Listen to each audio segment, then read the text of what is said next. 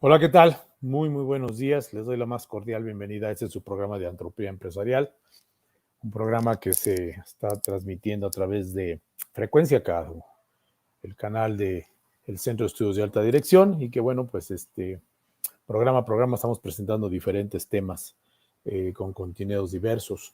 El día de hoy, bueno, siendo este el penúltimo programa de Antropía Empresarial, vamos a hablar de lo que lo titulé Metaliderazgo.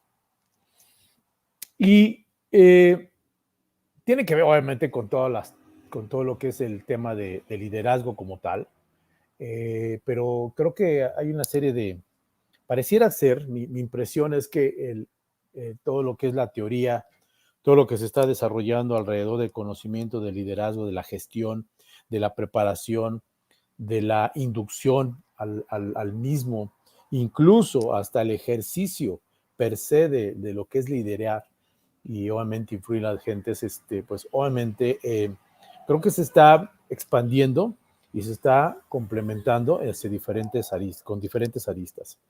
El liderazgo, bueno, pues es una de las teorías, como ustedes saben, que tiene muchísimos años, ¿no? Muchos años, ¿no? Muchos años. La época de los 80 yo me acuerdo que había un auge, una boga en cuanto a cursos de liderazgo y ha venido así, de alguna manera, eh, ¿cómo le diré?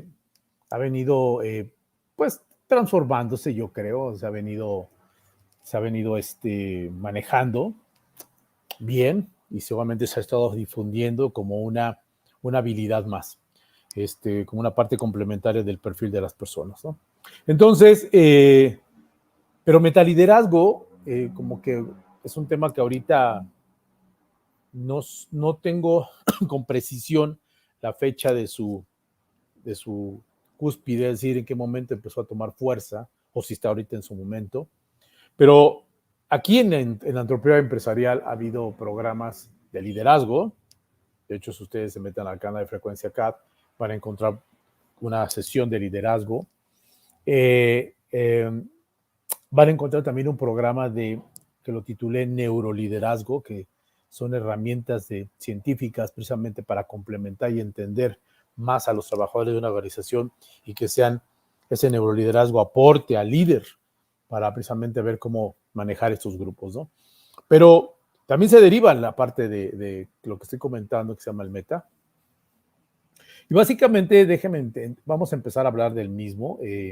Metaliderazgo, en algunas referencias, la menciona como que ahora el líder o el metalíder, es el que se lidera a sí mismo, adicional a que lidera a los demás, ¿no? De hecho, es una frase que me llamó la atención porque creo que el decir que el líder se lidera a sí mismo, pues obviamente se debe de entender en el buen sentido de que no quiere decir que en el pasado los líderes no se lideraban o simplemente no tenían una guía personal. Yo creo que es un acto de conciencia un poco más profundo, un poco más de profundo, en cuanto a dónde llevarse a sí mismo y a dónde llevar a los demás, ¿no? En este caso del metaliderazgo lo están mucho enfocando hacia las organizaciones, como siempre, pero eso no nos excluye que no se sobreentienda que también sea en el ámbito personal, en el ámbito familiar, en el ámbito de los amigos, ¿no? De las compañías, ¿no? Definitivamente el liderazgo no es un don, es una habilidad. Es una habilidad que la desarrollamos, la tenemos que desarrollar. Y precisamente de ahí, bueno, pues muchas veces, como ustedes recordarán, ha habido grandes disyuntivas en la pregunta de que si el líder nace o se hace, ¿no? Pues definitivamente hay que hacerlo, ¿no? Hay que formarlo, hay que forjarlo, hay que entrenarlo, ¿no? Porque precisamente hay que dotarse de habilidades. Entonces, el tema del metaliderazgo, el metaliderazgo se vuelve un tanto cuanto una situación, un ámbito muy personal, muy personal, es decir, es una introspección del tema, es decir, es autoliderarse, pero también poder liderarse a los demás, ¿no? Y eso yo creo que tiene una implicación muy profunda, porque hablar de autoliderarse pues quizás suena fácil de entender, pero tendríamos que investigar a dónde nos va a llevar, a qué nos lleva, ¿no? O qué implica autoliderarse, ¿no? Y como dicen por ahí, el dicho, bueno, la peor guerra que uno tiene es contra uno mismo, ¿no? Entonces, el tema del metaliderazgo es un tema que cae y recae constantemente en el ámbito personal, en el ámbito de la persona, de llevarse a sí mismo, ¿no?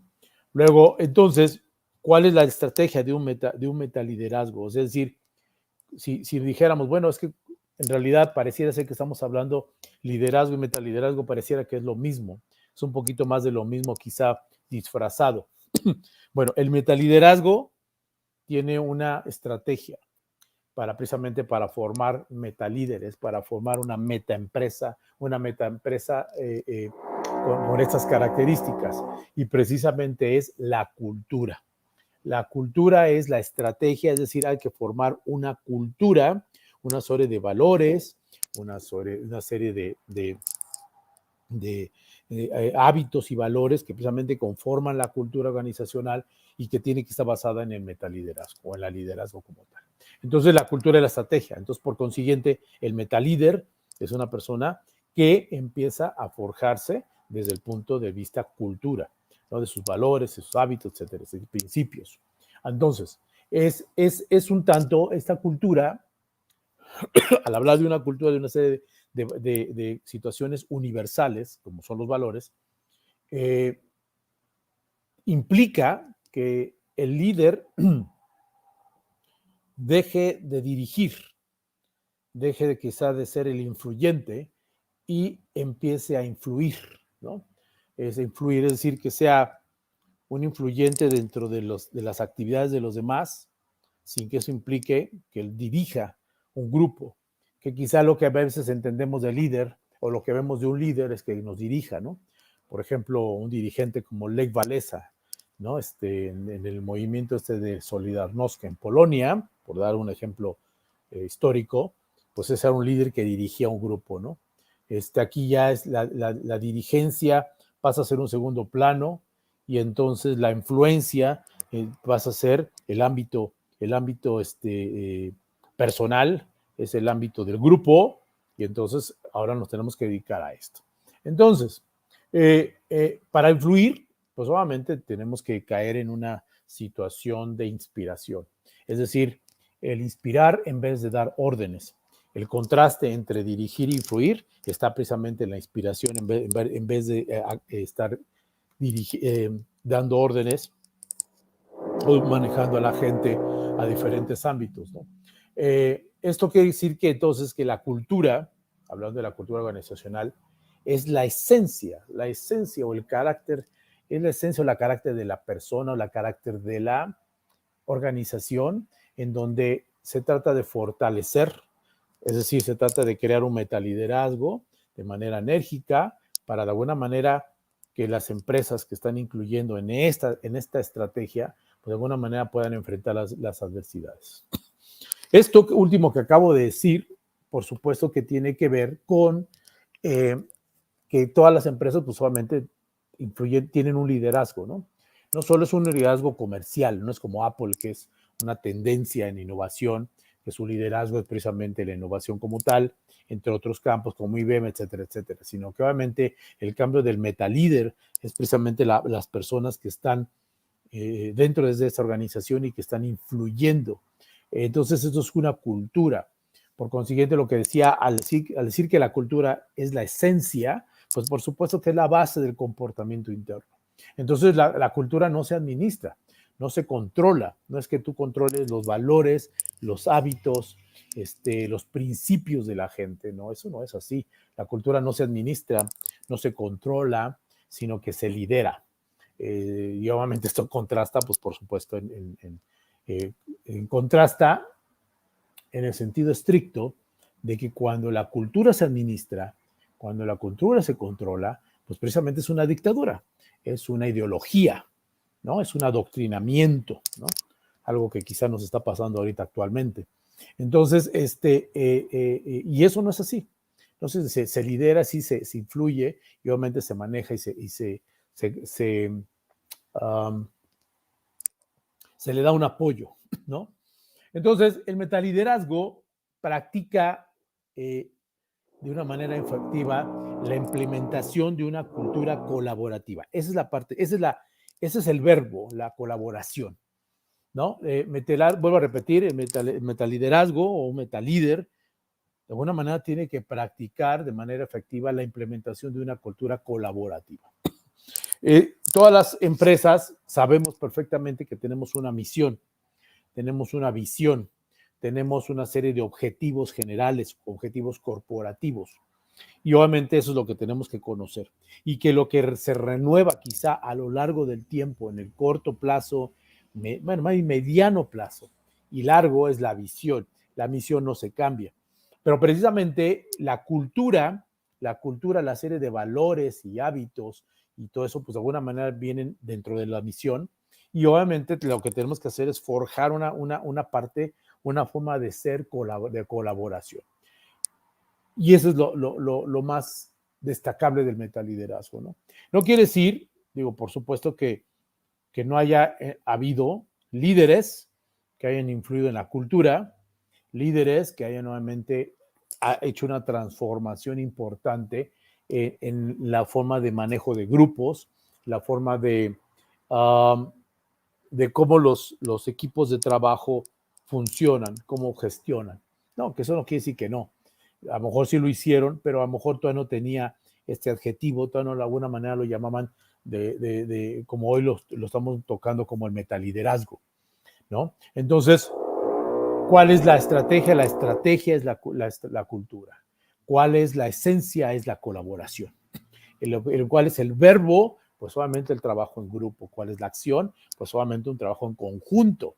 Eso es el metaliderazgo. Entonces, el metaliderazgo, pues por supuesto que lo que tiene que hacer dentro de la cultura y dentro de los preceptos, dentro del conocimiento, dentro de lo que tenemos que aprender de metaliderazgo per se, es cómo diseñar una cultura, bueno, es decir, el metalíder diseña su propia cultura personal, por eso es un trabajo primero del yo y después construye a la organización la cultura. Eso es como tiene que ser.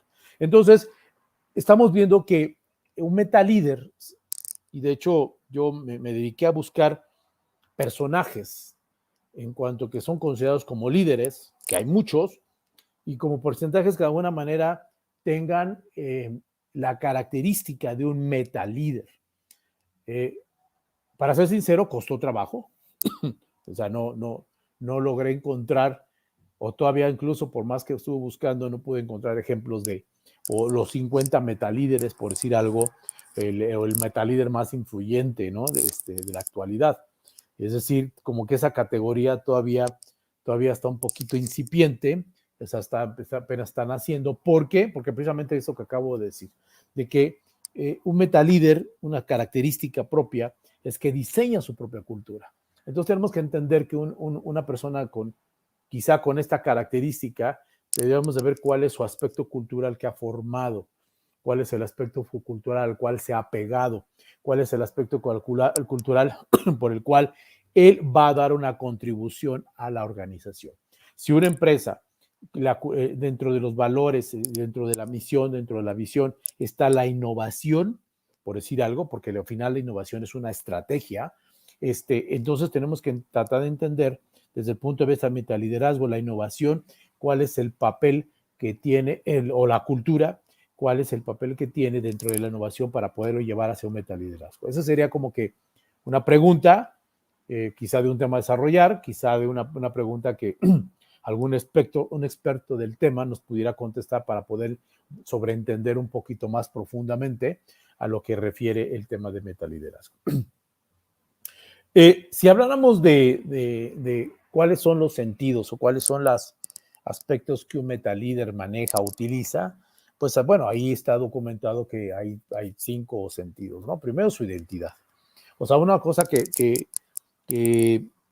define a un metalíder es definitivamente su identidad, el quién es, ¿no? El quién es, o sea, qué es lo que define a esta persona, qué es lo que lo caracteriza, qué es lo que de alguna manera pudiera llegar a decir esta persona se caracteriza por tener esta identidad, una identidad propia, es decir, una cultura propia.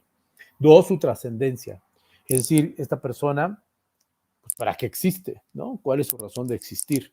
De hecho, si se fijan, voy a hacer una analogía. Yo me recuerdo que en algunas clasificaciones, un curso alguna vez que tomé de liderazgo y alguno que impartí, pero me acuerdo que había una por ahí como que diferentes niveles de liderazgo.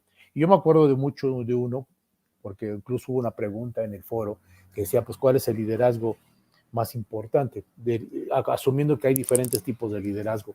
Y había uno que se llamaba el liderazgo transformacional. Me acuerdo muy bien porque ese transformacional formaba líderes. Es decir, yo no soy solamente el líder supremo, sino tengo que liderar a un grupo y tengo que formar más líderes.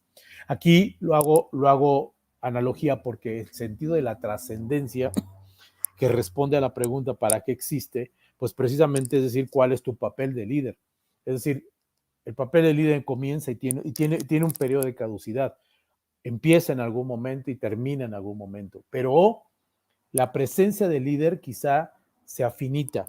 El legado del líder, pues obviamente eso es lo que es infinito. Su trascendencia, qué fue lo que dejó, qué fue lo que transformó, de dónde trascendió. Entonces, ese metalíder pues tenemos que entender cuál es su trascendencia, que decir, para qué existe y qué es lo que nos va a dejar. La otra es su dirección, es decir, cuál es su misión, a qué vino, cuál es su razón de ser. La misión es la razón de ser, acuérdense, eso es la razón de ser para la cual existimos o para qué existimos, ¿no? La otra es algo que le llaman aquí en las referencias que consulte, le llaman el accountability, que básicamente hace referencia a adueñarse de la cultura personal. Cuál es su cultura personal, cuáles son sus preceptos, cuáles son sus valores, cuál es su razón de ser, cuáles son aquellos aspectos que fundamentan su razón de ser, y ese es el accountability. Entonces, y por último, la conciencia, es decir, la conciencia que ahí en las referencias hace referencia a la intención de estar presente. La persona que obviamente no dirige, sino sigue influyendo. Entonces, fíjense bien, volviendo al tema de mi pregunta, perdón, de mi ejemplo que decía, pues por más que traté de encontrar ejemplos de líderes contra metalíderes, pues la respuesta está, la manera de encontrar un metalíder es evaluando estos 5 aspectos: su identidad, el quién es, para qué existe, cuál es su misión, cuál es su cultura personal, cuál es su interacción, cuál es su intención de estar presente, que eso se resume a identidad, trascendencia, dirección, accountability y la conciencia.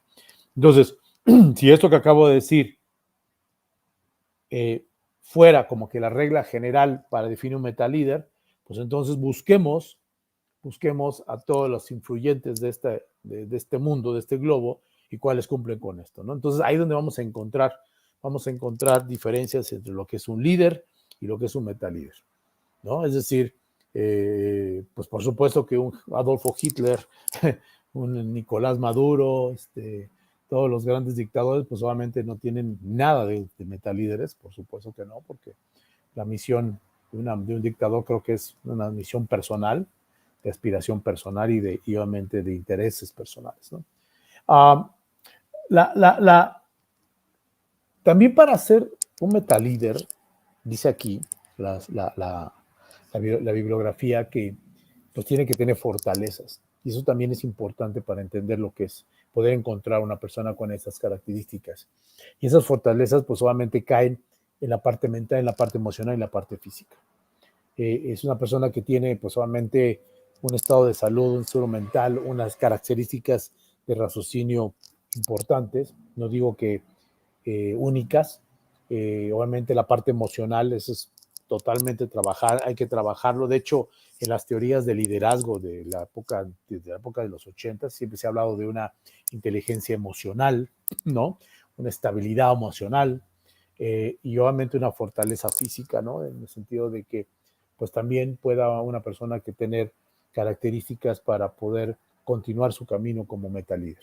Entonces, déjenme decirles que pues este tema del metaliderazgo pues ha sido tan, o está así como que, yo lo veo así como que está todavía muy, no es que esté incipiente, es que yo creo que no está ampliamente divulgado, yo creo, ojalá que no me esté equivocando, y de hecho tan es así que incluso existe un instituto del metaliderazgo. Es decir, si ustedes quieren tomar un curso como tal, pues hay un instituto, no se pongan así en Google, Instituto del Metaliderazgo, y ahí le sale, ¿no? E incluso hay por ahí un mexicano que solamente es experto en ese tipo de asuntos y que obviamente él pudiera aportar mucho más de esto, pero hay un instituto como tal. Pero este instituto, dando una ojeada a su página, me llamó la atención una cosa que precisamente quiero compartirles. En cuanto a ellos ponen ahí, a manera de ejemplo, la escalera del metaliderazgo. O sea, ponen ahí un gráfico donde dicen, bueno, pues cómo se tiene que ir dando el